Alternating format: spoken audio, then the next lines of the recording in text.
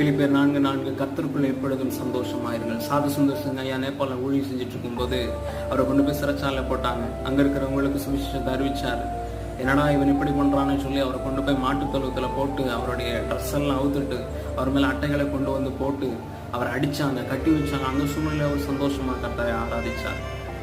காரணம் என்னன்னா, அவருக்குள்ள இருந்த சந்தோஷம் அழிந்து போகிற சந்தோஷம் இல்லை, பரலோகத்திலிருந்து உண்டான நிரந்தரமான பரிசுத்த ஆவியானுடைய சந்தோஷம். அந்த சந்தோஷத்தை யாராலையும் அழிக்க முடியலைங்க. ஏன்னா அவர் கர்த்தருக்குள் மனமகிழ்ச்சி இருந்ததுனால தான் அந்த பலவீனத்திலும் கர்த்தருடைய பலன் பூரணமாய் விளங்கினது. ஒருவேளை வேதத்தை சுமக்கிற நமக்கு போராட்டங்கள் இருக்கலாம், பிரச்சனைகள் இருக்கலாம், பாடுகள் இருக்கலாம், நெருக்கங்கள் இருக்கலாம். ஆனா இந்த சூழ்நிலையிலும் நீங்க கர்த்தரை சந்தோஷமா பாடி ஆராதிக்கும் போது, கர்த்தருக்குள்ள மனமகிழ்ச்சியா இருக்கும்போது சத்துரு வெக்கப்பட்டு ஓடிடுவாங்க. கர்த்தர் உங்களை கொண்டு பெரிய காரியங்களை தேசத்திலே செய்வார்.